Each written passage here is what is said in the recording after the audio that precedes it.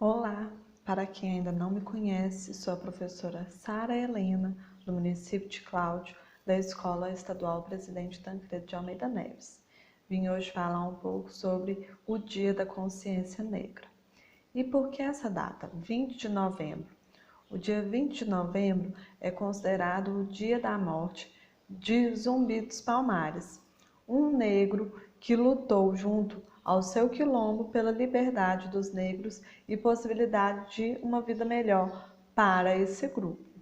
A partir dessa data, nós temos então no Brasil as diversas lutas instauradas pelos negros pela sua liberdade, até que é proclamada a Lei Áurea, que termina com a escravidão no ano de 1888. A partir da data de 3 de maio deste ano, tem-se o final da escravidão, porém não o fim dos problemas dos negros na sociedade brasileira. Isso porque eles passaram a conviver com o preconceito, com a falta de inserção social, a falta de possibilidades de emprego digno e de educação.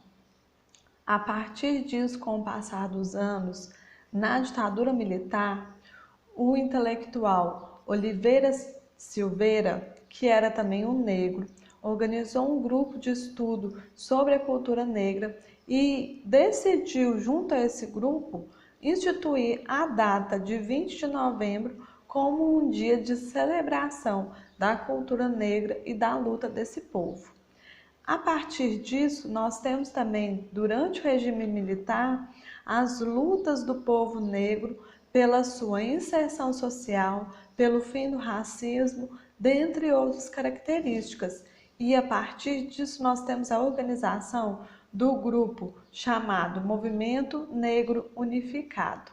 Esse grupo fez diversas atuações em favor da melhoria de vida dos negros e das possibilidades de inserção social desse grupo.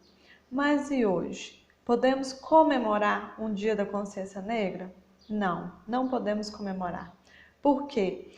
Há ainda muita desigualdade social. A democracia racial está longe de acontecer no Brasil. E há ainda uma falsa ideia de que o Brasil é um país sem preconceitos para a população negra, o que não ocorre. Eu vou trazer alguns dados sobre a educação e o trabalho entre os brancos e os negros. E aí vocês vão ver que a desigualdade ainda está grande e ainda há muito que vencer para que haja possibilidades iguais tanto para brancos quanto para negros. Então vamos lá. Atualmente, gente, 90,4% das crianças brancas de 11 a 14 anos estão frequentando o ensino fundamental e 85,8% é constituído de crianças negras.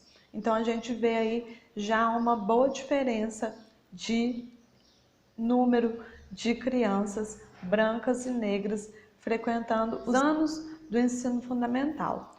Quando passamos ao ensino médio, as crianças de 15 a 17 anos, se formos pegar, 80% das crianças brancas frequentam esse nível, enquanto que apenas 66,7% das crianças negras é que estão matriculadas nesse nível. Em relação às mulheres de 15 a 29 anos, se formos pegar os índices, nesse grupo, 32% delas não estuda e não trabalha, sendo essas pretas ou pardas. As brancas fazem parte em apenas 3,2% nesse índice. O ensino superior, gente, para os jovens brancos, há um número 2 vezes maior do que dos jovens negros de 18 a 24 anos que estão matriculados nesse nível de ensino. E detalhe, 32,7% dos jovens brancos que foram entrevistados entre 2012 a 2019 diziam que frequentavam ou já haviam concluído o ensino superior, enquanto que nessa mesma faixa etária, apenas 18,9% dos jovens negros de 18 a 24 anos frequentavam ou já tinham formado no ensino superior.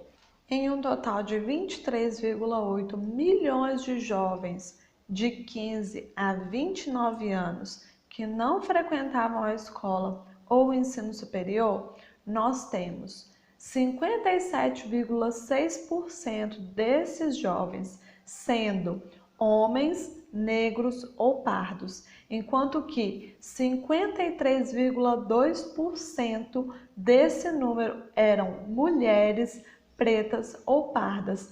Quando pergunta-se a esses jovens por que eles pararam de estudar, a maioria deles diz que era para trabalhar, para complementar a renda de casa ou então para a própria sobrevivência. E mesmo que o jovem negro consiga se formar no ensino superior, nós temos outra desigualdade gritante na sociedade brasileira. O salário do jovem negro varia para menor do que o salário de um jovem branco em 44,3%. Então aí se vê a grande desigualdade social que existe até hoje contra os jovens negros ou pardos. Então é uma coisa a se pensar hoje no Dia da Consciência Negra. O que podemos fazer? Será que as políticas públicas estão suficientes para acabar com essas desigualdades sociais? Será que elas bastarão? Eu acredito que nós temos que refletir todos os dias o quanto devemos ser gratos a essas populações negras que vieram nos inícios dos tempos do Brasil, porque eles formaram aqui uma sociedade riquíssima. A cultura deles deve ser lembrada e muito revivida e valorizada, o que não ocorre muitas vezes. Nós temos que pensar que todos somos iguais, independentemente da cor da pele, e que, apesar de falarmos que não existe mais racismo, que hoje há oportunidades iguais para todos, nós sabemos que não. As cotas ainda não colocam o negro em pé de igualdade aos brancos na sociedade. A possibilidade de emprego ainda não consegue fazer com que o negro ascenda socialmente. Há ainda muita desigualdade social por causa da cor da pele. E há ainda pensamentos nossos que traduzem o preconceito. Porque, querendo ou não, uma vez ou outra a gente solta uma frase preconceituosa e que remete ao negro.